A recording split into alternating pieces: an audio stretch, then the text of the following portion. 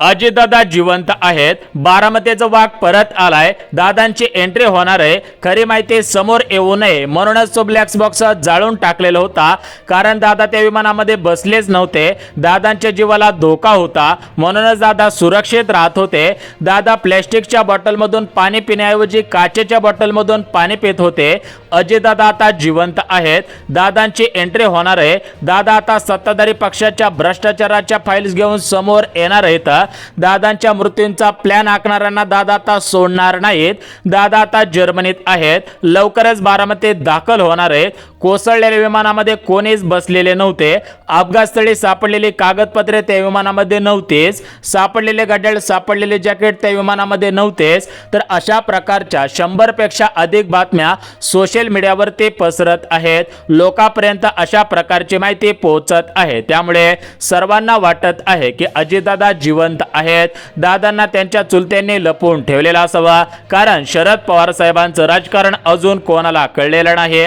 त्यामुळेच अशा प्रकारच्या बातम्या पसरवल्या जात आहेत. आणि महाराष्ट्र राज्यातील जनतेला सुद्धा दादा जिवंत आहेत की नाही हा प्रश्न कोड्यात टाकत आहे. ते आता जर्मनीत आहेत की नाही, त्यांना या देशात लपवून ठेवलेला आहे का, अशा प्रकारचे दावे करण्यात येत होते. आणि अशाच प्रकारे संपूर्ण महाराष्ट्र राज्यातील जनतेला वाटत होतं. परंतु मित्रांनो, आपल्या चॅनलच्या माध्यमातून आपण सत्य माहिती देत असतो. त्यामुळे खरंच दादा जिवंत आहेत की नाही, का त्यांचा खरोखर अपघात झालेला आहे किंवा घातपात झालेला आहे का, त्यांचे खरोखरच निधन झालेले आहे का, तर याची संपूर्ण सविस्तर माहिती आपण या व्हिडिओच्या माध्यमातून पाहणार आहोत. या व्हिडिओचा दृष्टिकोन तुमच्यापर्यंत सत्य माहिती पोहोचवण्याचा आहे. कोणती अफवा किंवा चुकीची माहिती पोहोचवणे हा आमचा दृष्टिकोन नाही. फक्त सत्यता तुमच्यापर्यंत पोहोचवणे हेच आमचे उद्दिष्ट आहे. त्यामुळे हा व्हिडिओ सविस्तर आणि शेवटपर्यंत पहा, जेणेकरून या संपूर्ण प्रकरणाचा तपास समजून जाणार आहे. आता बघा, विमानातील सापडलेला ब्लॅक बॉक्स जळालेला आहे. त्या ब्लॅक बॉक्स मधून आता काहीच माहिती समोर येणार नाही, अशा प्रकारची बातमी आता समोर येत आहे. तर या बातमीचं गुपित आता उघडकीस सुद्धा आलेलं आहे. यासोबतच नकळतपणे पटेल आणि तटकरे यांच्यावरती घेण्यात आलेला संशय, दादांकडे असलेली भ्रष्टाचाराची फाईल्स, दादांच्या जीवाला असलेला धोका, दादांनी रोहित पवारांना दिलेली गुपित माहिती, दादांनी जवळच्या मित्रांना दिलेला सल्ला, सीआयडी कडून आलेली गुपित माहिती, डीजीसीए या विमान कंपनीच्या संस्थेकडून आलेली गुपित माहिती, विमान अपघाताचा समोर आलेला नवीन व्हिडिओ, यासोबत दादा देवगिरी बंगल्यातून निघतानाचे न दिसलेले फुटेज, मुंबईच्या विमानतळावरती दादा पोहोचल्याचे न दिसलेले फुटेज, व्हीएसआर कंपनीच्या विमानामध्ये दादा बसतानाचे न समोर आलेले फुटेज, विमानाच्या पायलटने न दिलेला मेडिकॉल, या ऐवजी ओ शिट असे उच्चारलेले शब्द, अशा प्रकारच्या सर्व चर्चांना आता ब्रेक लागत आहे. कारण या अपघातासंदर्भात एक गुपित माहिती समोर आलेली आहे. या माहितीमुळे या संपूर्ण प्रकरणाचा खरा रिपोर्ट समोर आलेला आहे. त्यामुळे या प्रकरणाचं गुपित आता उघडकीस सुद्धा येतच आहे. त्यामुळे मित्रांनो, हा व्हिडिओ सविस्तर आणि शेवटपर्यंत पहा, जेणेकरून तुम्हाला या विमान अपघाताची संपूर्ण सत्य माहिती समजून जाईल. यासोबत खरंच दादा जिवंत आहेत का, किंवा त्यांचा काही अपघात झालेला आहे का, किंवा घातपात झालेला आहे का, तर याची माहिती सुद्धा तुम्हाला समजून जाणार आहे. आता बघा मित्रांनो, बारामतीत घडलेल्या विमान अपघातामध्ये अजितदादांचे निधन झालेच नव्हते. अजितदादा जिवंत आहेत. दादांकडे भ्रष्टाचाराच्या फाईल्स होत्या म्हणून त्यांना लपवून ठेवण्यात आलेलं होता. विमानामध्ये जी 6वी व्यक्ती अजून सापडली नव्हती, तर ती 6वी व्यक्ती दादाच होते. दादांना या अगोदर शंका आलेले होते. त्यामुळे दादांनी या विमानामध्ये बसण्याचा प्रयत्न केलेला नव्हता. आता दादा विमानात बसून येणार, पत्रकार परिषद घेणार, सर्व गुपित उघडणार. तर अशा प्रकारच्या चर्चा गावातल्या गल्लीबोळापासून तर ते बारामतीच्या गोविंद बागेपर्यंत सुरू आहेत. संपूर्ण महाराष्ट्र म्हणत आहे की दादा जिवंत आहेत, दादा परत येणार. परंतु मित्रांनो, खरंच असं होऊ शकतं का? दादा परत येऊ शकतात का? खरंच त्यांच्या जीवाला काही धोका होता म्हणून त्यांना लपवून ठेवण्यात आलेलं होतं का? विमानामध्ये न सापडलेली 6वी व्यक्ती दादाच होती का? यासोबत अजितदादांचे पुतणे रोहित पवार यांनी उपस्थित केलेले प्रश्न, ब्लॅक बॉक्स जळालेले आहे. विमानामधील 6 व्यक्तींचा दावा दावा अशा प्रकारचे उपस्थित केलेले प्रश्न तर या संपूर्ण प्रकरणाचा सविस्तर रिपोर्ट आपण पाहत आहोत। बघा 28 जानेवारी पासून आजपर्यंत विविध प्रश्न उपस्थित केलेले आहेत, परंतु यापुढे या प्रकरणाच्या संदर्भात कोणतेही प्रश्न उपस्थित होणार नाहीत, कारण या संपूर्ण प्रकरणाचा उलगडा लागलेला आहे अजितदादांचे पुतणे म्हणजेच रोहित पवार यांच्या माध्यमातून सर्वात महत्त्वाची आणि गुपित माहिती समोर आलेली आहे। या माहितीमुळे या संपूर्ण प्रकरणाचा उलगडा लागलेला आहे। एकंदरीत अजितदादांचे पुतणे रोहित पवार यांनी भरपूर प्रश्न उपस्थित केलेले होते, तर या प्रश्नांवरती आता काही महत्त्वाचे तोडगे सुद्धा निघालेले आहेत। त्यासोबत अजितदादा जिवंत आहेत, जर्मनीत आहेत, लवकरच विमानात बसून सर्वांसमोर येणार अशा प्रकारच्या ज्या चर्चा सुरू होत्या, तर त्या चर्चांमध्ये काही तथ्य आहे का, खरंच दादा जिवंत आहेत का, त्याविषयी सुद्धा माहिती बघून घेऊयात। यासोबत शिवसेनेचे खासदार असणारे संजय राऊत यांनी काही दिवसांपूर्वी एक प्रश्न उपस्थित केलेला होता की दादांकडे भ्रष्टाचाराच्या फाईल्स होत्या, त्यामुळे त्यांच्या जीवाला धोका होता, तर त्याचं उत्तर मिळालेलं आहे का, याविषयी सुद्धा माहिती पाहणार आहोत। यासोबत अमोल मिटकरी यांनी उपस्थित केलेले प्रश्न त्यांच्या माध्यमातून 6 व्यक्तींचा दावा करण्यात आलेला होता। ज्या दिवशी अपघात झाला त्या दिवशी ते म्हटले की ही बॉडी अजितदादांची नाहीये, मग त्यामागील काही गुपित आहे का, तर या संपूर्ण प्रकरणाचा सविस्तर रिपोर्ट आपण पाहत आहोत, त्यामुळे हा व्हिडिओ सविस्तर आणि शेवटपर्यंत पहा। यासोबत पायलटच्या पत्नीने केलेला दावा, यासोबत आज आलेल्या बातमीनुसार विमानामधील जो नारंगी कलरचा ब्लॅक बॉक्स असतो, तर तो ब्लॅक बॉक्स कॉकपिट रेकॉर्डर जळालेला आहे, तर यामधील काही तथ्य यामधील काही सत्य माहिती समोर आलेली आहे, तर ती माहिती सुद्धा आपण पाहणार आहोत। आता बघा मित्रांनो, बारामतीत घडलेल्या विमान अपघातासंदर्भात वेगवेगळ्या चर्चा सुरू आहेत, वेगवेगळे तर्कवितर्क लावले जात आहे। काही ठिकाणी बोललं जात आहे की अजितदादांचा अपघात होता, काही ठिकाणी बोललं जात आहे की दादांचा घातपात होता, आणि काही ठिकाणी बोललं जात आहे की त्या विमानामध्ये दादा बसलेच नव्हते, तर अशा प्रकारच्या चर्चा सुरू आहेत। काही जण म्हणत आहेत की त्यांना शरद पवार साहेबांनी लपवून ठेवलेलं आहे, त्यांच्या जीवाला धोका होता त्यामुळे त्यांना लपवून ठेवलेलं आहे, तर अशा प्रकारच्या बातम्या चर्चा सुद्धा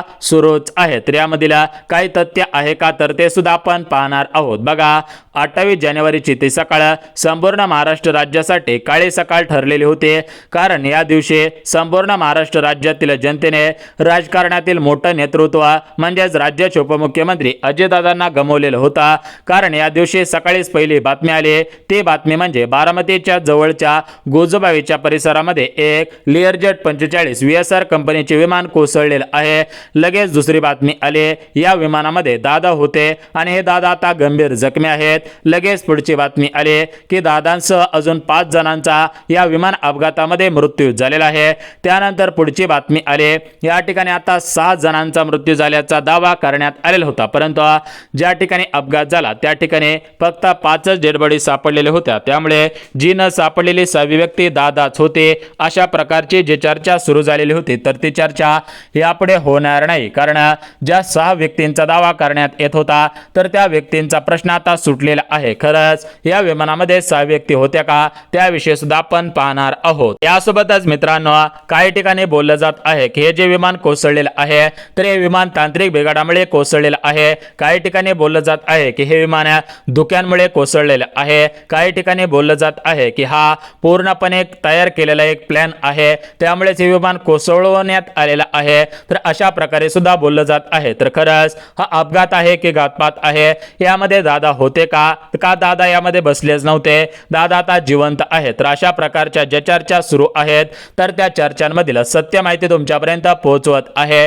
त्यामुळेच हा व्हिडिओ सविस्तर आणि शेवटपर्यंत पहा, जेणेकरून तुमच्या सर्व प्रश्नांची उत्तरे तुम्हाला भेटून जातील। तुमच्या मनामध्ये जी पण काही प्रश्न तयार झालेले होते तर या सर्व प्रश्नांवरती आता तोडगा निघणार आहे। आता बघा मित्रांनो, एकंदरीत पाहायला गेलं तर अजितदादांचा 28 जानेवारी 2026 या दिवशी 8:46 आसपास गोजोबावीच्या परिसरामध्ये एक लिअरजेट 45 कंपनीचा VSR कंपनीचा हे विमान कोसळलेलं होतं, तर हे विमान कोसळलं की लगेच बातम्या सुरू झाल्या, लगेच शेजारी पाजारची जी पण काही माणसं होते, वस्त्यांवरची माणसं होती, तर ती लगेच त्या विमानाकडे धावलेली होते आणि त्यांनी पाहिलं की या विमानातून मोठ्या प्रमाणामध्ये स्फोट होत आहे। विमान कोसळल्यानंतर सुद्धा याच्यामधून मोठ्या प्रमाणामध्ये भडके उडत होते, मोठमोठे स्फोट होत होते, त्यामुळे या प्रत्यक्षदर्शकांनी जी पण काही माहिती पाहिलेली होती, जी पण काही घटना पाहिलेली होती, तर ते सर्व घटना कॅमेऱ्याच्या माध्यमातून मीडियाच्या माध्यमातून महाराष्ट्र राज्यातील जनतेला सांगितलेली आहे। विचार करायला गेला तर या गोजूबावीचे जे सरपंच होते तर या सरपंचाने दिलेल्या माहितीनुसार विमानातून कुठेतरी उडी मारण्याचा प्रयत्न करत होते। मग ते दादा प्रयत्न करत होते का दुसरे पायलट किंवा जे सुरक्षा रक्षक होते तर ते उडी मारण्याचा प्रयत्न करत होते का, तर अशा प्रकारच्या चर्चा सुरू होत्या। तर त्यावरती सुद्धा आपण पाहणार आहोत, खरंच विमानातून कोणीतरी उडी मारण्याचा प्रयत्न करत होते का, याचा काही दावा होता का, याविषयी सुद्धा माहिती बघून घ्या। त्यासोबत या संपूर्ण अपघाताची तपासणी डायरेक्ट CID कडे, DGCA कडे, AIB कडे देण्यात आलेली होती। तर त्यांच्या माध्यमातून जी काय माहिती समोर आलेल्या आहेत, जे पण काय रिपोर्ट समोर आलेले आहेत ते सुद्धा आपण पाहणार आहोत। यासोबत अजितदादांचे पुतणे म्हणजेच रोहित पवार यांच्या माध्यमातून एक आता गुपित संस्था नेमण्यात आलेली आहे। तर यांच्या माध्यमातून या प्रकरणाची तपासणी, या प्रकरणाची चौकशी कुठपर्यंत आलेली आहे। यासोबत विमानामध्ये जो नारंगी कलरचा ब्लॅक बॉक्स असतो तर त्यामधून काही माहिती समोर आलेली आहे, ती माहिती बघून घेऊयात।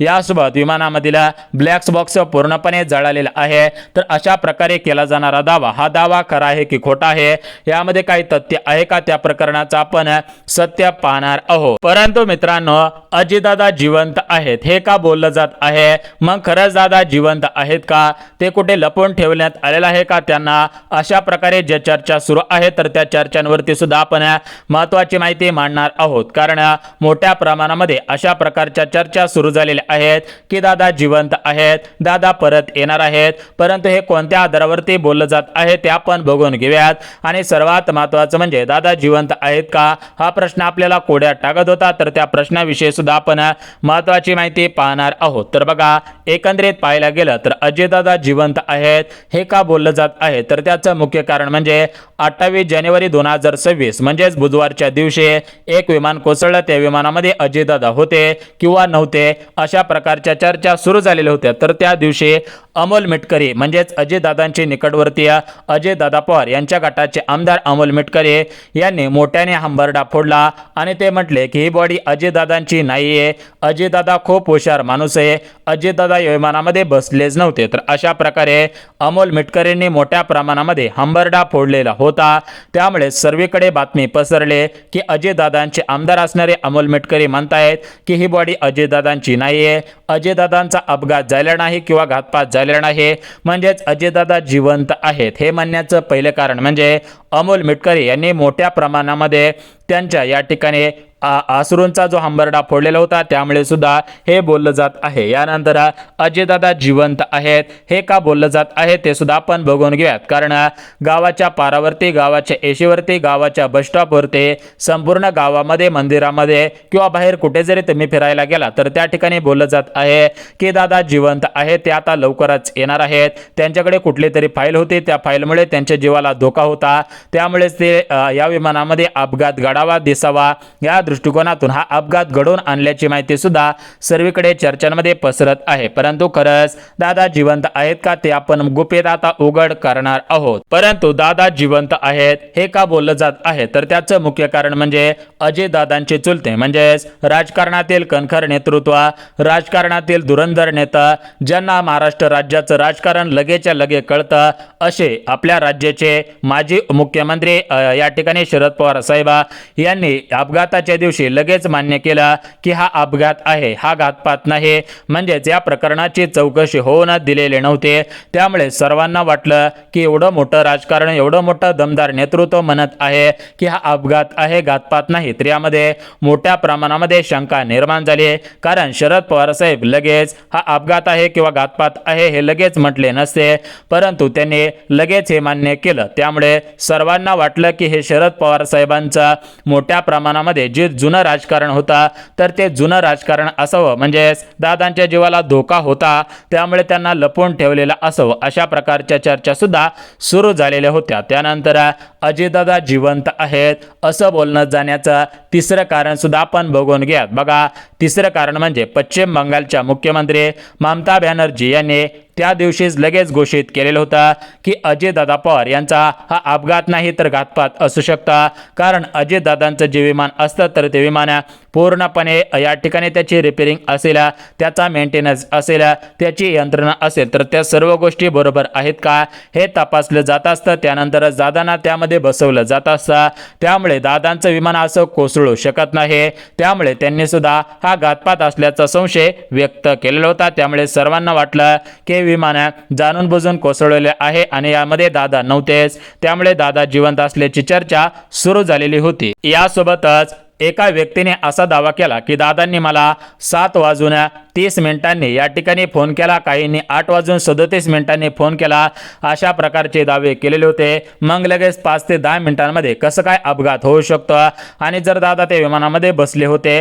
तर त्या विमानामधून दुसऱ्याला फोन लावणं कसं काय शक्य होत आहे, कारण विमानातून फोन लावणं सोपं नसतं किंवा शक्य नसतं. अशा प्रकारचे काही प्रश्न सुद्धा उपस्थित केले जात आहेत. त्यामुळे सुद्धा दादा जिवंत असल्याची बातमी पसरत आहेत आणि सर्वात महत्त्वाचं कारण म्हणजे दादा जिवंत आहेत असं म्हणण्याचं कारण म्हणजे संजय राऊत यांनी उपस्थित केलेला प्रश्न. तो प्रश्न म्हणजे दादांकडे भ्रष्टाचाराच्या फाईल्स होत्या आणि दादांनी त्या फाईल्स दाखविणं अशा प्रकारे शब्द उच्चारलेले होते. त्यामुळे त्यांच्या जीवाला असलेला धोका आणि या धोक्यांमुळेच दादांना लपवून ठेवल्याचा असलेला संशय, त्यामुळे दादा जिवंत आहेत असं बोललं जात होतं. परंतु मित्रांनो, एकंदरीत आम्ही संपूर्ण सविस्तर माहिती घेतलेली आहे.